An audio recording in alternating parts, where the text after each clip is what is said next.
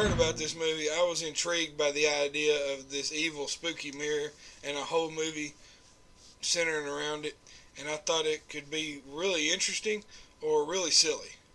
And the first thing I noticed was that Blumhouse was producing this, and they've made good movies, like Insidious and Sinister, but they've also made bad movies like The Purge. And then I noticed that WWE Films is attached to this, and while I'm a big WWE fan, as you can tell from my room here, and by the fact that I did a WrestleMania video review, I'm a big WWE fan, but they have not been known for being attached to good movies in the past.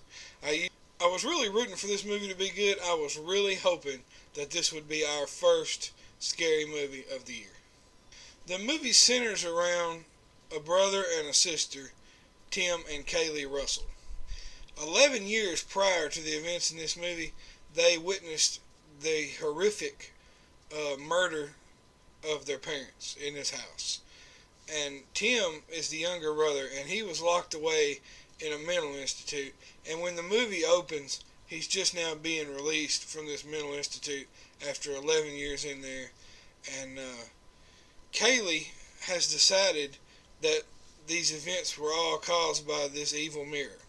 And she has found the mirror and bought it, and she's got it in the house, and she set up this huge scientific experiment to prove to everybody that the mirror was what caused all these problems in the first place. She's got cameras set up and the whole deal. And Tim is convinced from his time in the institution that his father was just a psychopath and a murderer. This movie's directed by Mike Flanagan. He's a young director. I think this is his first full-length movie.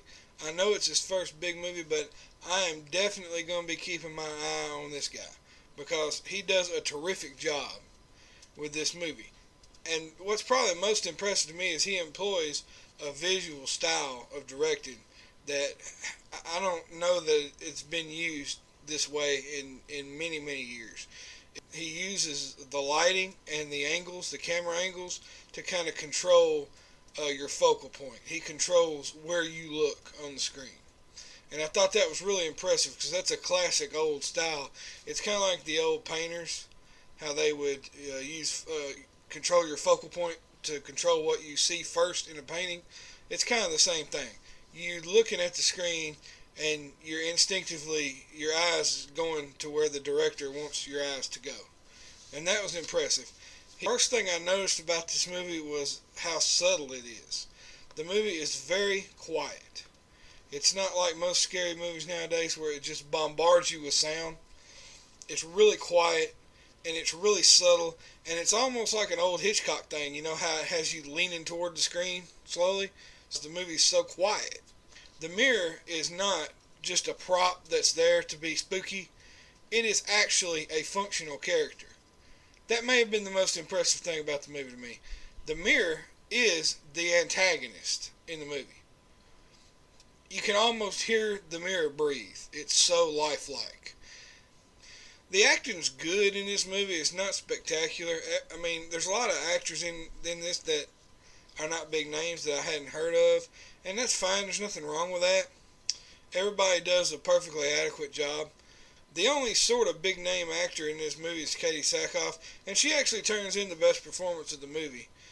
She plays the mom that was murdered, and it's a little different performance than what she's used to doing, so it's kind of out of her comfort zone. But she did a nice job. It's the most emotionally charged performance in the movie.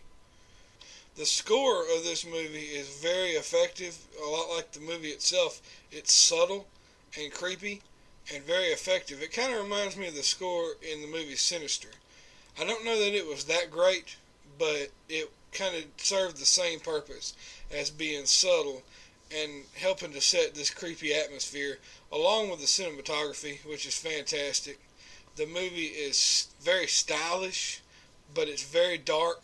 It's not really scary, but it's a very disturbing movie, and it will get into your head. One thing I think some people might have a problem with about this movie is the timeline. It has an odd, interesting timeline. Unlike most scary movies like this where it would go back and show you the backstory first thing and give you everything that's happened in the past and then bring you into modern day times. This movie don't do that.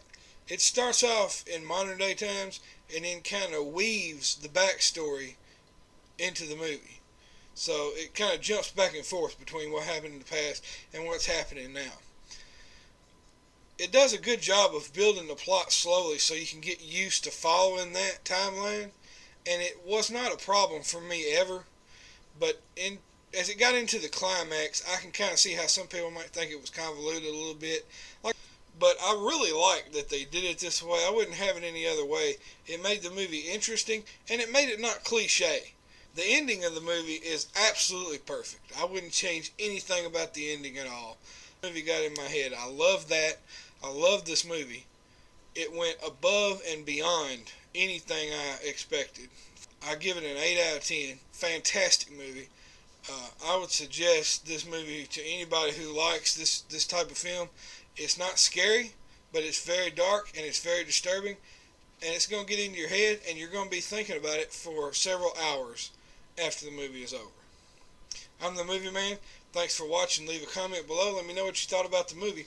And if you want to read my written reviews, go to Facebook and like the Movie Man page on Facebook.